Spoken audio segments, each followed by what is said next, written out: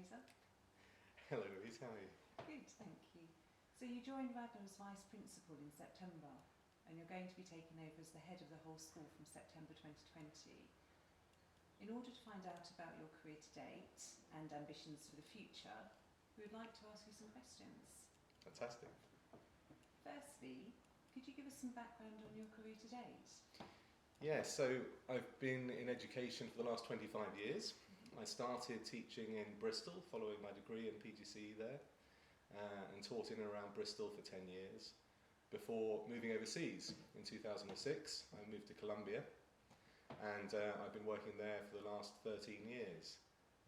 It wasn't my intention to be there that long, but it's a fantastic country and it was full of opportunity and I stayed. So my most recent position there was head of secondary school of a large IB school in Bogota, quite a well-established school, 900 children in the secondary section. And at that point I was looking to move back to the UK and looking for a great opportunity here, and this is where I found myself. Where you found yourself. So what attracted you to Radnor House? First of all, I mean, there wasn't very much for me to go on beyond the webpage, and the values of the school really stood out. My focus for the last 12 years or so has been on values-based education, and I've seen the benefits of that enormously. Added to that is the personalised approach that's of importance here at Radnor House, both in terms of the pastoral care of the youngsters, but also in identifying the needs of that child in their academic achievement to be successful in the next step. And so these were elements that were really appealing to me. And then subsequently doing a bit more digging and speaking to David Payton and others, I felt, yes, this is a place that I can see myself. Okay, so you've now been here for 5 months. What's your first impressions of the school?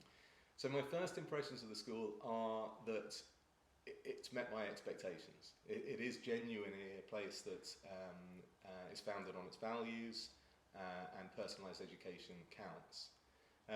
As I've got to know people here more, the pupils, the staff, the parents, there's a real warmth to the community.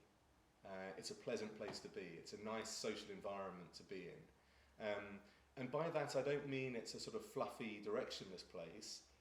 Everyone is focused on the same objectives. Everyone is in alignment in terms of our values and our ethos, and everyone's ambitious for the school.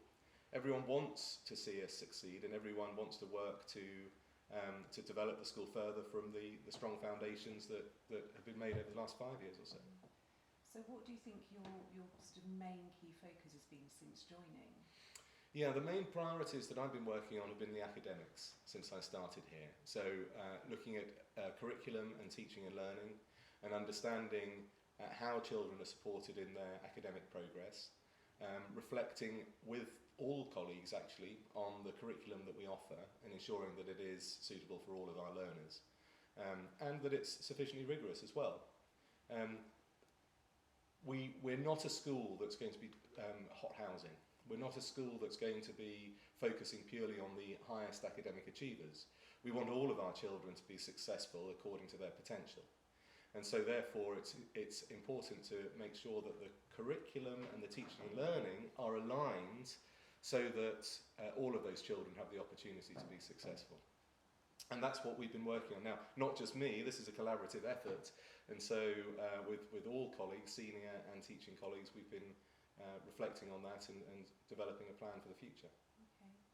So you're taking over as head from David Payton, which is exciting. It is. Obviously David set up Radnor 5 years ago and has been really instrumental in getting the school to where it is today. Do you and David share the same vision for the school? Yes, David and I work very well together.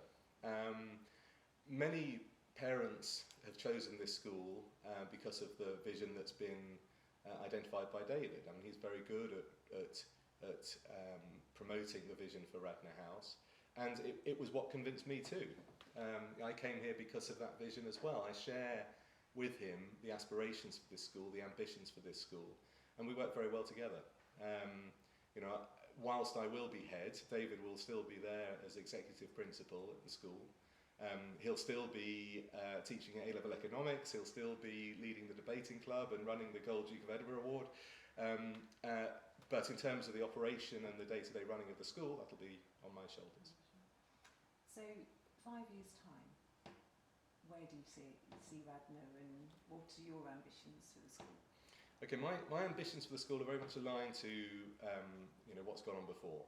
We're not going to turn our back on our values, absolutely not. They're fundamental to what we offer here. We're not going to turn our back on that personalised approach to education. That's absolutely essential. We are going to see a growth in the school.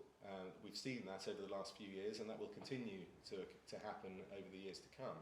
So working obviously from the lower years up, the school will grow. It will grow based on its reputation. This is an excellent school. I've seen it since I've been here. And we will see excellence in the results that we achieve over the years to come. And that's an area that's going to be particularly important to us. Providing evidence of the success of our approach to education for families, for the community, for parents, to ensure that this is a school that's successful in the future. But academics are not the only thing. They can't be.